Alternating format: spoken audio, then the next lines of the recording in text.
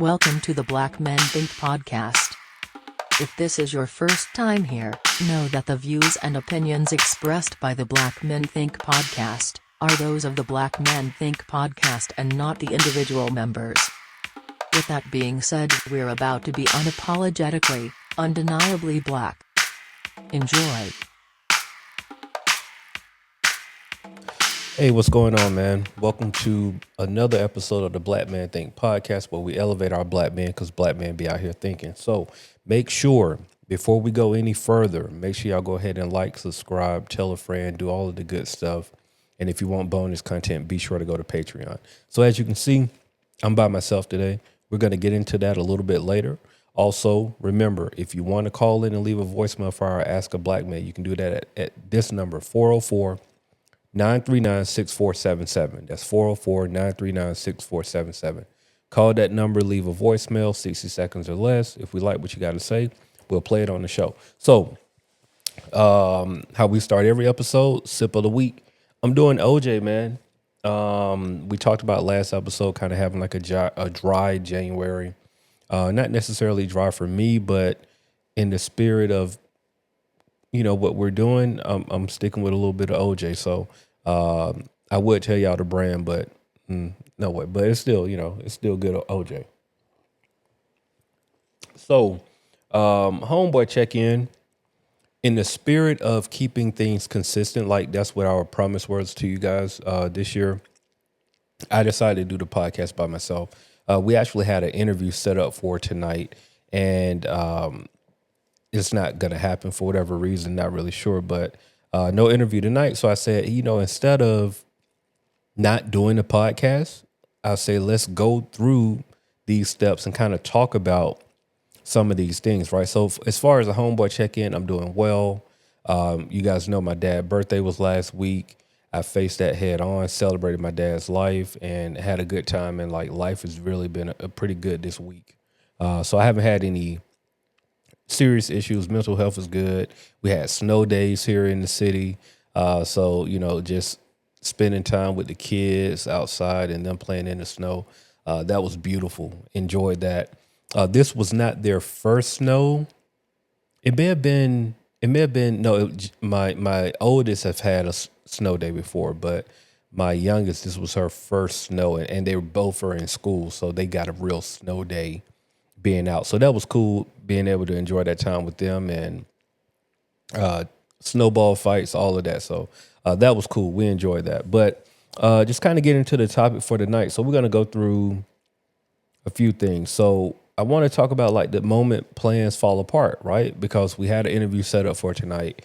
And like I said, that interview is not going to happen, at least not right now. You know, with me, everybody has a certain grace period, and after that grace period, we kind of move on and do some other things. So, but I want to talk about, you know, like how it feels when things like don't go your way, right? When things don't go as planned.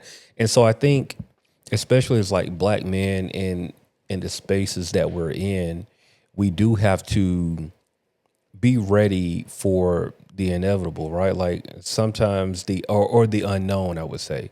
There are times when you can have so many plans put in place and things just don't go your way for whatever reason, right? Like it could be a good thing, it could be a bad thing. It could be emergency, family emergencies. It could be something as simple as, you know, you fell asleep. I mean, there's so many different ways and avenues for something to go wrong, right? And so I think when we're presented with those types of challenges, we have to find a space to continue to move forward, right? Like, so using the example for me tonight, having an interview set up and we not having it, the old me could have easily just said like, well, you know, I was ready, prepared, but it's not going to happen. So, man, we done. But I felt it was necessary to power through, right? Like one of the things that we've talked about on this channel, and one of the things that what we have failed to do and what we decided as a unit that we want to get better at is just being more consistent, right? And part of that consistency is trying to do this thing every week, right? And so normally our thing was like, hey, yo, as long as there's two of us, like, let's pod, right? And so but we know like we're grown men with like families and real life stuff going on. And so sometimes it's very difficult for us to be consistent.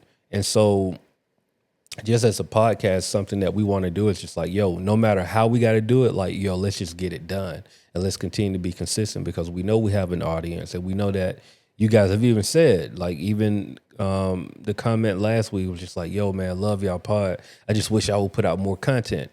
So look, that's what we're doing. We're going to put out more content. So if you get a solo episode here and there, you're going to get a solo episode here and there. Our goal is to be more consistent. And part of that is just us doing what we need to do. And so I took that as a lesson for tonight, right? When plans kind of fell apart, hey, this is a golden opportunity to like, let's talk about it, right? Let's talk about plans falling apart. Let's talk about being able to navigate when something happens, right? And so I'm a, I was trying to think of a personal story of like an example when things kind of fell apart and you really found something in it falling apart. The first thing that really comes to mind for me is like working on a project, right? Like working, this was an artist by the name of, actually, I won't say that artist's name. But it was an artist that I was working on his, just independent artist, like he wasn't signed or anything. And like, we were just working, right? This was during the grind stages of like, yo, bro, like I got these ideas. Like I need a producer to help me get them out. And so me and this guy, man, like we were just like grinding it out, making music and like really finding a sound together, right? Of like what we wanted our sound to be as what we were working on. And this particular artist, man, like we got to a point where like the music was sounding good. We got a record that for the time felt like it could have been something, right? And it started to catch some steam. Like we were doing shows around the city and, somebody, unbeknownst to me, somebody reached out to him about like giving him a deal. And he didn't really inform me of that deal until he had already signed said deal. And so that deal that signed, it was an independent deal to somebody who, to be fair, wasn't really, didn't really know the business. It was more so like somebody just had some money. So at the time we were recording everything out of my bedroom. And when I stayed in an apartment with my roommate, right? Like, so like we were recording in the bedroom, right? Just right there. I had a little space. We would record everything. I would make all the beats there and record. And, we had these plans like, yo, bro, we're going to get everything together. And not even really, because I've really been heavy on independence for a long time. But so it wasn't necessarily about finding a deal. It was more so about us navigating that space to have leverage when we really want to go after a deal. Like we'll have some real leverage. And so, long story short, this artist signed a deal with an independent label, and the details of the deal, what I found out was just mainly giving him a studio to record, right? Like, so everything that we were doing essentially for free at my spot, he got a deal that allowed him to basically have a studio space to record in. So the look was good, like it looked great, but it basically cut me out the deal, right? And so because this guy who he signed with had like his own producers, all of these things, right? So I was cut out of that deal, but I talk about this story because this is what came out of it. So even though I got cut out of that deal, the guy that introduced me to this artist used to come with him sometime, right? And so this guy who is I've known because he's married to someone who I went to high school with, right? And so like he's married, one of my friends from high school, and so like we would be there and we would just talk, chat it up, and all of these things, and through our time spent recording with this artist at my apartment, he recommended to his to his wife, who was like my friend from high school, like, yo, you should introduce JD to Trina, right? Like they were getting ready to get married. And at the time, Trina, my wife, lived in Metro Detroit. And it was just like, yeah, y'all should like, she's gonna be down here for the wedding. I think it'll be a good opportunity for them like to get to know each other, whatever. If it don't work out, it ain't no big deal. She going back to Detroit. He gonna be in Atlanta. Like worst case scenario, if it don't work out, they ain't really got to see each other again, right? And so our interaction together, working with this artist, prompted him to express to his wife, like, yo, you should introduce him to your line sister. My wife is the girl I went to high school with, and my wife are line sisters. They went to college together. And like I said, one thing led to another. We got introduced to each other. We had a good time. We ended up dating, long-term dating, right? Like she was still in Metro Detroit. I was still here. But dating and just having those conversations over the phone. And like one thing led to another. And like now we are been married for 12 years, right? But I say this story to let you know that because something didn't go the way as planned, right? Like the plan was to get this artist popping, and we were just going to use that leverage to like get a deal down the road. That was the plan. What happened, I got cut out of a deal. But because the person that was there and seeing my interactions with this artist, I was fresh on his mind to say like, yo, you should introduce him to your friend.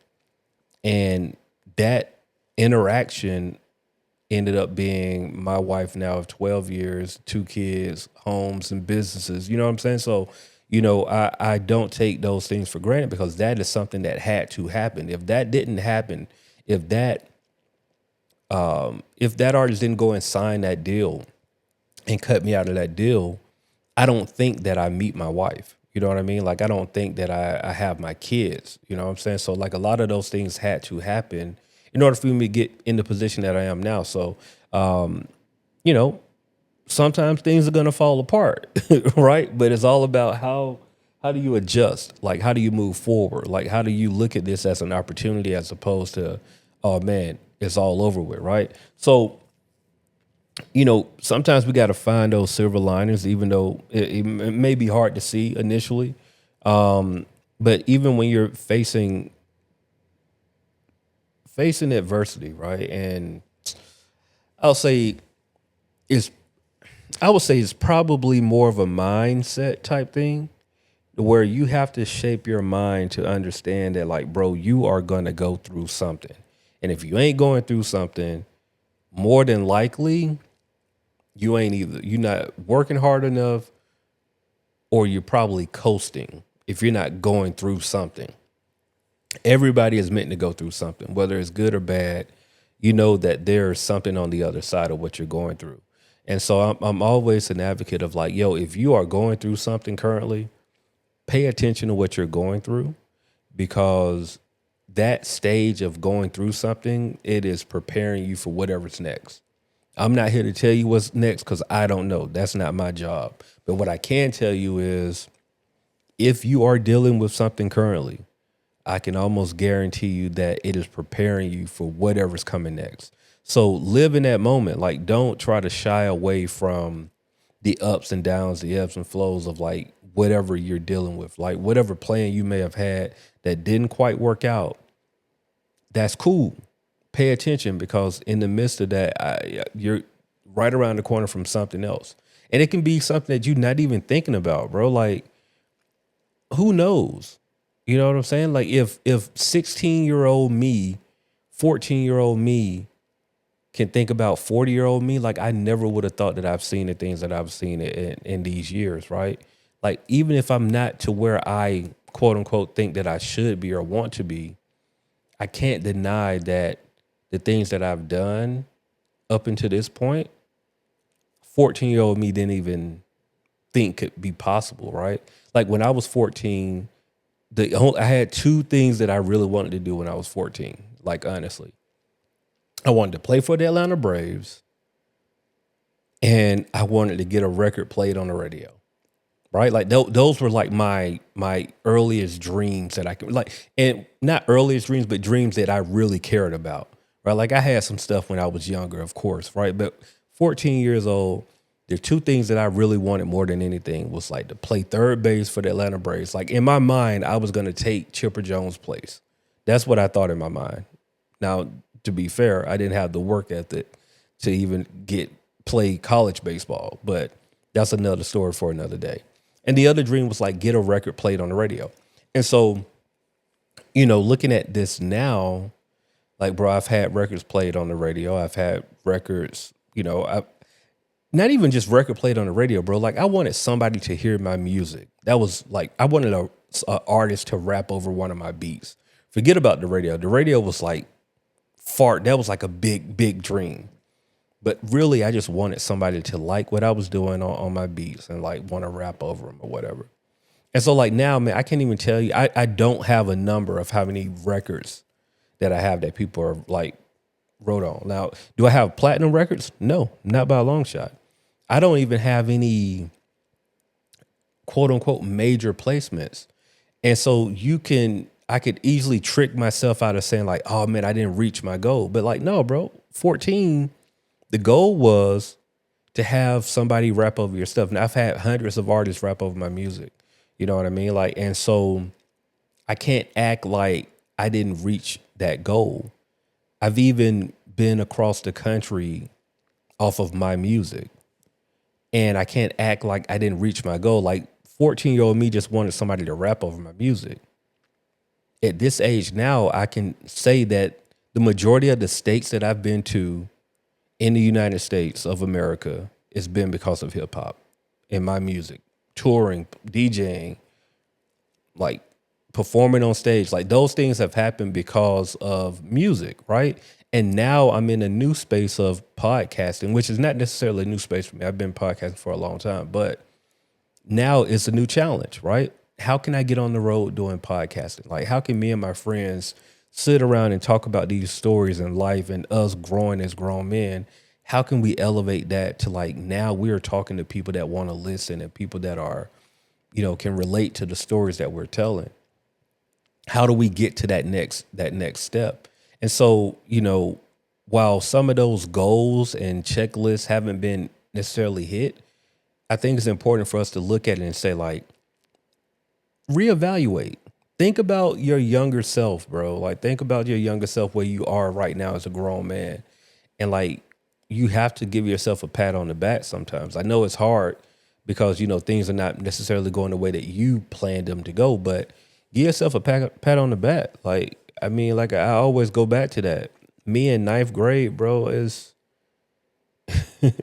I couldn't imagine. Like, if you go and look at my senior high school yearbook, the majority of the people that wrote in my yearbook was talking about me and music in some way, like selling them a CD or like, oh man, I'll never forget the mixtapes and all of these things, right?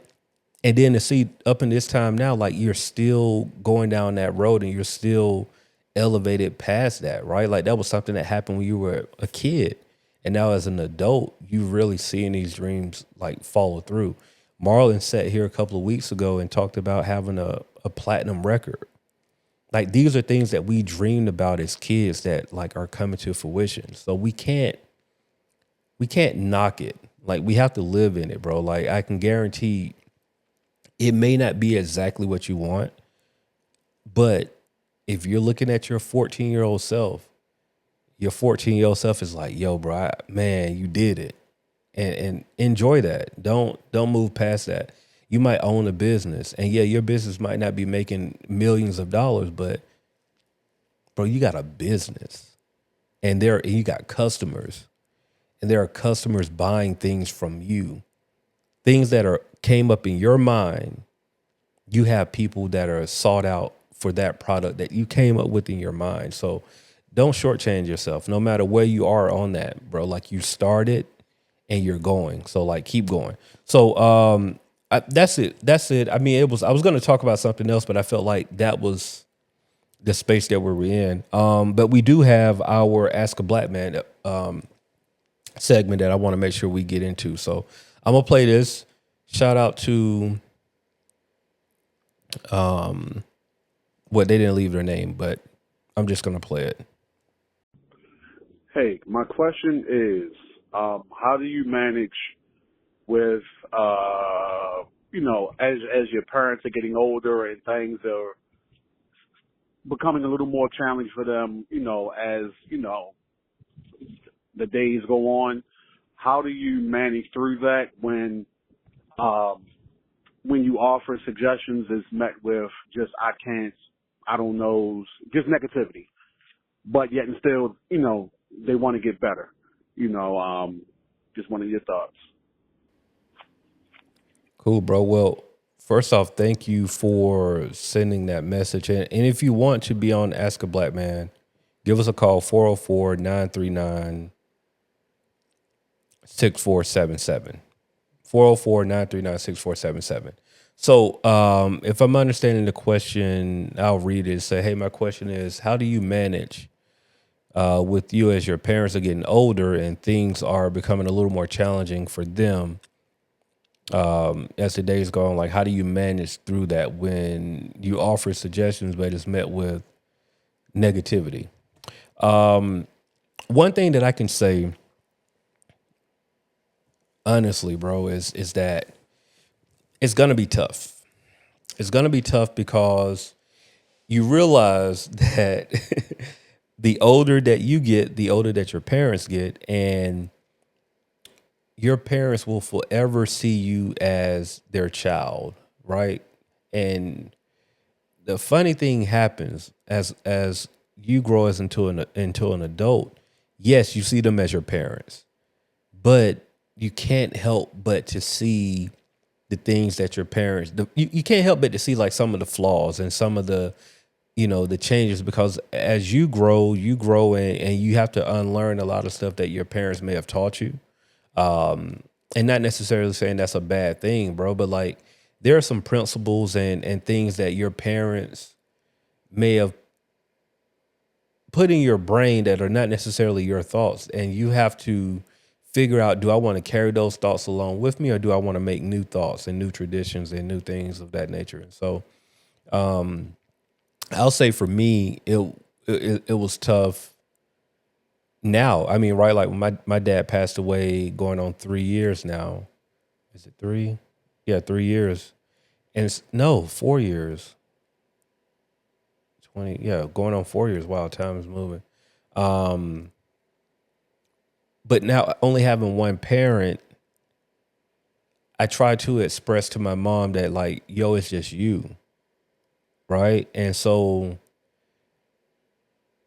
it's very difficult conversations to have, especially because, especially in our community, traditionally it's always like, yo, take care of your parents. Like somebody got to, do this, somebody got to do that. And I'm not going to lie to you, bro. Like that's not necessarily my story. I love my mom. I love my dad. But as an adult man with a wife and kids, they are my priority. So it is my job to make sure that they are taken care of in whatever capacity that is, right? If that's, insurance or documents or like jobs, all of those things, they're my priority. And so one thing that I've learned just over these past couple of years, man, is that it is important to make sure that your family, your intermediate family, is set up for success if you're not here. And I'm not going to sit here and act like we got it all together, right? Like we have those preliminary things in place. So we got the life insurances in place. Finances are in place of where they are now. And we always are working on different goals and like how we can fine tune things and make sure things are better. But for the most part, like God forbid, if something happened to me, my kids, my wife, they'll be okay, right? But there's still some fine tuning that we can do, right? Because we have businesses and like, so our estate planning has to be done over, right? Like it has to be revisited, because we all think we have time and that's not necessarily a guarantee. But trying to express that to your parents when we live in a society where we've always, hey, your grandma get old, your mom, your auntie, or your uncle, somebody taking care of grandma, right? Because grandma may or may not want to go into a nursing home. She may not want to go into some assisted living. But the reality is, and it's it's a harsh truth, man, that people don't want to talk about. But that is a burden. That is a burden, especially for someone that is taking care of other people. And yes, your mom, your dad raised you, and all of these things. And people can say like, well, you can't look at it like a burden because you were a burden on them when you were a child. And I hear all of that stuff. And while I don't necessarily agree with that, I understand when people make that point. However, I say this all the time, and rest in peace to my dad, but it was my dad's job to take care of my mom. And he did. He did in the best way he could, right? Like when my dad passed away, he had a life insurance policy. And, it wasn't us trying to figure out how are we going to pay for my dad's funeral? How are we going to pay for the mortgage? That's not our story, right? Like, so my dad made sure bare minimum to make sure that like, hey, you don't have to worry about how y'all going to pay to bury me. That's taken care of. And like, babe, he'll give you something to make sure that I can take care of you when I'm no longer here, right? So he had things in place to where bare minimum things were taken care of, right? But I tell my mom this, like, yo, you got to understand that dad is not here anymore. So the buck stops with you. So you have some things that have to be put in place to where if something happened to you, God forbid, me, my brothers and sisters, not like looking crazy at each other trying to figure out how to handle it. And, that's not something that neither one of us want to do, right? I don't think it's fair for either one of us to have I'm trying to choose my words correctly. I don't want to say put up with, but that's not something that anybody should have to deal with. And it's so important. One of the best things that you could do as a parent is to leave a legacy with your children, not leave bills and burdens. So it is important to express. It's going to be a very tough conversation, but I think the only thing that you can do is open up the door, right? Sometimes it may play this for them. Now I'm like, play this episode for them, because sometimes what I found is parents may not listen, but they'll listen to somebody else talking about the same thing that you've been telling them for 10 years. They may listen to somebody else. And so your job is to at least open the door for the conversation. But at the end of the day, as a black man with a wife and 2 kids, it is my job to take care of them first. And so I say this to you, whoever that was who asked the question, you didn't leave your name, but I'll say this to you. It is your job to take care of your family. And when I say your family, that's your wife, your kids, your close intermediate family. Mom, dad, you can try to give them as much information as you want. It's up to them to take your advice and do the right thing. But ultimately, it's on you to take care of yours, right? So take care of yours. My thing is, I'm trying to make sure that my kids skip steps, right? Like I always use this as an example. I got my passport when I was 33 years old. My oldest had hers at 3 months. And that's what we're trying to do. Like we're trying to skip the steps, bro. Like, so it's like one of those things where my kid no longer has to wait for a passport, right? And it's something as simple as a passport. I know that those are like first world problems, but I use that as an example. It took me 33 years because it wasn't a priority for my family, right? It wasn't at the top of mind for my mom and my dad to say like, y'all go and get y'all passports. Let's go and do it. It wasn't at the top of mind. And believe you, like we traveled, right? Like I tell everybody, my dad, he stressed my kids, my family gonna go on vacation every year. And we did not miss a year on vacation. We might have went to Florida a lot, but we did not miss a year going on vacation, right? So that was important to my dad to make sure that his family always went on vacation. But I used the passport example because it wasn't on the top of mind for my family to say, yo, get a passport. And so, like I said, I was 33 years old. I was grown, bro, like grown, married with a kid, no passport. But the minute that I got it and made sure that I was like, yo, my child got to have one, because I don't want her to have a thought in her mind that she can't do. I don't want an opportunity to come up and my child can't take hold of that opportunity because she didn't, we did our due diligence to make sure that she already has that now, right? And so we're doing that same thing with everything else. Nobody taught me financial responsibility. I had to learn it on my own. I had to bump my head. I had to get bad credit just to get good credit again. You know what I mean? Like most people, I went and signed up for a credit card for a t-shirt and a slice of pizza with no financial responsibility, not knowing anything. I'm shopping and doing all of these things with a credit card, not having any, financial responsibility. And so I had to learn the hard way. But just think about if my parents would have taught me that in middle school, right? And it's not their fault. They didn't have that information either, or maybe they were just learning. Whatever the reason, I'm not even putting anybody at fault. But what I'm saying is we have to have the accountability to move forward. Our lineage, right? Like our kids, we have to set the standard for them now. So when they get older, they can set a better standard. And that's the way that we be able to progress. I'm all for helping mom and dad. Give them the information, play this episode for them, and hopefully that helps. But it's up to them to choose to do what they're supposed to do. And if they don't choose that, then, hey, we'll deal with it when we have to deal with it. I don't hope that, they take that route. I hope they listen to what you're saying and eventually, talk to somebody and get the information the right way and get that done. But ultimately, bro, it's on them. They gotta do that on their own. If they don't do it, it's gonna be on them. All you can do is put yourself and your family in a better position. So that's all I got, man. I hope that helps. And hopefully, I hope that helps. I hope that helps, man. So look, Black Man Think Podcast. Remember, you can subscribe to us on Patreon if you want bonus content. That is patreon.com/blackmanthink. Go there now if you want bonus content. If you're somebody that is just interested in what that's about, go there. You can sign up for a free trial, 7-day free trial. And if you like what you hear, you can keep coming with us. Otherwise, man, subscribe to everything Black Man Think. We would truly appreciate you. We thank you for listening. And if you want to call in for a voicemail, remember the number is 404-939-6477. Once again, 404-939-6477. Call, leave a voicemail if you like what you got to say.